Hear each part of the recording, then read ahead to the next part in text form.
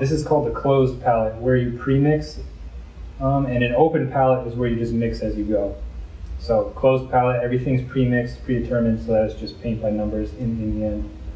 It's the same amount of work, you're just either front-loading the work or sort of back-loading the work. So I used my value mixtures in my cloth mixture, which is right here. And so I kind of divide my palette into sections, and so I'll have my cloth colors here, my bowl colors, my brick colors, and my tomato colors right here. So everything's nice and organized. I can make sense of it. It doesn't turn into confusing chaos. And I do all my mixing with a palette knife, of course. You never mix with your brushes. It'll turn into a goopy mess. Your brush bristles will be destroyed. You won't be able to paint with it.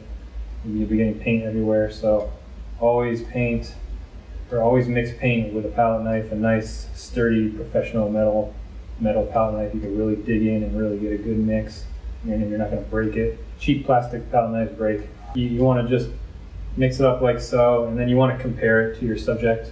Kind of close one eye, squint down on it, hold it in front of your subject at the correct angle of light, and so you don't have a crazy glare on your palette knife.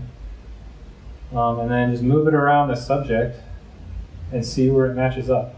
And so you'll basically go through this process with each element of the each element, each object, one by one. I'll try to figure out where its highlight, its mid, and its shadow is.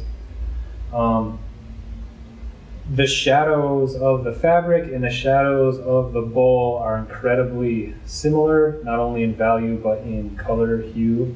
So that could be one all-purpose mixture that gets like tinted out in different directions as needed. So I went ahead and mixed that, compared it, squinting down and closing one eye, and just seeing where the palette knife disappears into the arrangement behind it. That's a good way to put it. If the palette knife sort of disappears and becomes one with the color that it's in front of, you know you've matched that color. Approximately, of course, the lighting is different inside the box than where my hand is. I can even walk over to the subject and kind of get even closer if I want to get real picky. So I'm just kind of mixing up a cooler gray. If I compare it from here to here on my palette, you can see right next to each other, this is a much cooler gray than this warm brownish gray, or grayish brown. So I then hold this up and squint in front of the in front of this portion of the bowl, in front of the top of the bowl, and try to get that in the same light. I'm going to bend forward and get it even a little closer. I can see it's still much too dark in value, actually.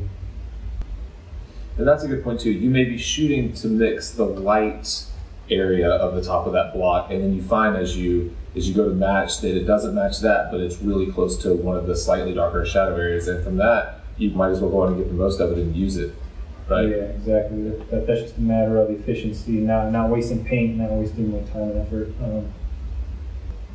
And something that was taught to me, I forget by who, but if the concept of warming up and cooling off colors is confusing, something I use is asking myself if it is redder, bluer, or yellower. It's going to lean kind of in one of those directions. And sometimes if I don't know if it's warmer or cooler, I can try to visualize it being one of those three directions. Yeah, that's another great way to approach it. It's one half step more complex than just asking, is this color warm or cool? You're introducing a third primary color to the mix. I want to be careful with a very powerful pigment like cadmium yellow, which is why I started with ochre instead, because I'm not trying to make bright, candy-looking orange,